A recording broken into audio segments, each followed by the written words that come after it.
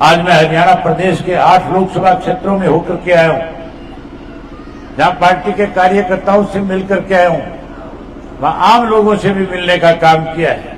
मैं औरों की तरह ये तो नहीं कहता कि हम सारी की सारी सीटें जीतेंगे, लेकिन आज के जो हालात है उन हालात से लगता है कि हम 3 लोकसभा की सीटें इस बार लोकसभा के इस चुनाव के अंदर जीतने का काम करेंगे। जहां 3 जीतोगे वहीं जीतने के बाद साथियों, आने वाले समय में इंडियन नेशनल लोकदल पार्टी की सरकार बनने से कोई रोक नहीं सकता। आपकी सरकार बनेगी और जो बात मैंने आपके सामने रखी है वो सारे के सारे वायदे पूरे करने का काम इंडियन नेशनल लोकदल पार्टी करेगी। सारे वायदे पूरे करेंगे। वहीं आपसे एक निवेदन करने आया। मेरे से पहले जो बोलने वाले साथी थे उन्होंने खुल के बताया कि मेरे सामने लड़ने वाले जो लोग हैं, जो चुनाव लड़ रहे हैं, चाहे वो आम आदमी पार्टी का है और चाहे वो कोई भारतीय जनता पार्टी का है, उन लोगों का कभी आपसे कोई सरोकार नहीं रहा, कभी आपके साथ उनका कोई वास्ता नहीं रहा। वो लोग केवल और केवल दाव लगाने के लिए आए। आप पीछे मुड़ करके देखो, जब कभी भी यहां कोई किसानों का आंदोलन हुआ, जब कभी भी कोई जाट आरक्षण आंदोलन हुआ, जब कभी भी मुआवजे को लेकर के आप लोगों ने कोई लड़ाई लड़ने का काम किया, जब कभी भी सरकार ने आपकी कोई अनदेखी करी और आपने उस सरकार के खिलाफ लड़ाई लड़ी, कभी भी आपके बीच में ना नवीन जिंदल आया और ना आपके बीच में सुशील गुप्ता आया।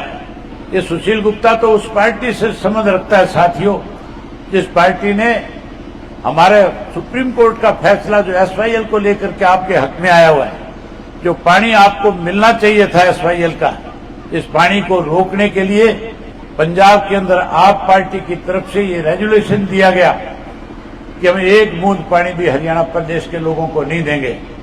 आज उसी पार्टी के लोग आपके बीच में आकर के कहते हैं कि आप हमें चुनाव में जिता करके भेजो, हम भारतीय जनता पार्टी को उखाड़ने का काम करेंगे।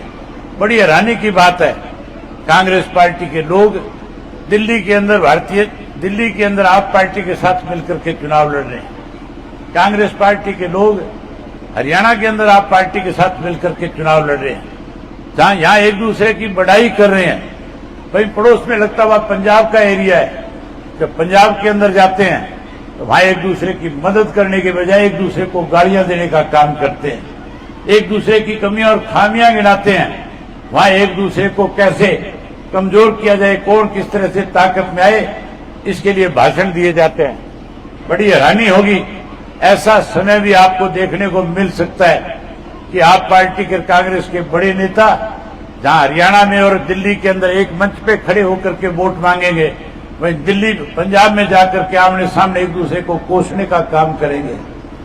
साथियों, किस तरह से स्वार्थ की राजनीति की जा रही है। आज नवीन जिंदल जो है, जो कल तक कांग्रेस के अंदर था, उस आदमी को ईडी का डर दिखा करके भारतीय जनता पार्टी में शामिल किया। देश का प्रधानमंत्री 2014 के अंदर कहा करता था कि मैंने तिजोरियों में पैसे देखे हैं, कहा करता था कि मैंने तिजोरियों के अंदर गहना देखा है, सोना और चांदी देखा है।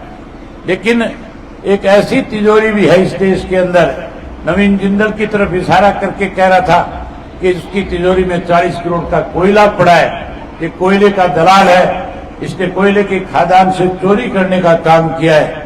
अगर मेरी सरकार बनेगी तो सरकार बनने के बाद इसके खिलाफ हम जहां कार्रवाई करेंगे, जहां एक एक पाई वसूलने का काम करेंगे, वहीं इसको जेल की सलाखों के पीछे भेजने का काम करेंगे।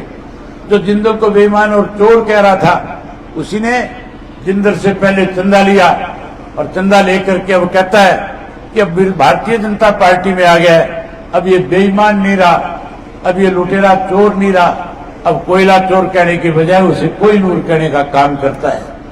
ऐसे लोग जो कभी आपके बीच में आए नहीं, जिन्होंने कभी आपके दिक्कत और कठिनाई को समझने का काम नहीं किया। आने वाले समय में चौधरी देवीलाल एक ही बात कहते थे कि केवल इस देश में 2 वर्ग के लोग रहते हैं, एक वर्ग लुटेरों का है और दूसरा वर्ग जो है कमेरा वर्ग है। आज लड़ाई जो है कमेरे और लुटेरों के बीच में है। मेरे बताने और कहने की जरूरत नहीं है कि किस तरह से चौधरी देवीलाल ने हमेशा, चाहे वो सत्ता में थे चाहे वो सत्ता से बाहर थे, कैसे किसान की मदद की जाए, कैसे कमजोर वर्ग के लोगों को राजनीतिक तौर पर मजबूत बनाया जाए, कैसे मजदूर और किसान को ऊपर उठाया जाए। उन्होंने हमेशा मध्यम वर्ग के लोगों की मदद करने का काम किया।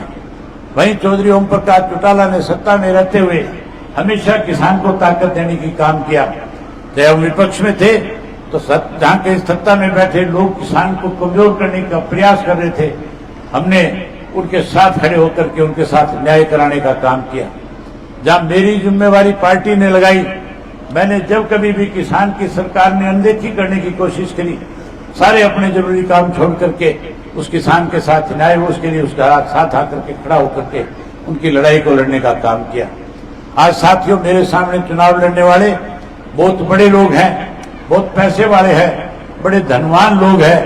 ये लुटेरे वर्ग के लोग हैं। ये आपका वोट लूट करके कहीं ना कहीं इस देश को लूटना चाहते हैं। फैसला आपने करना है कि लुटेरों को चुन करके भेजना है या फिर आपके बीच में रह करके आपकी सेवा करने वाले को भेजना है।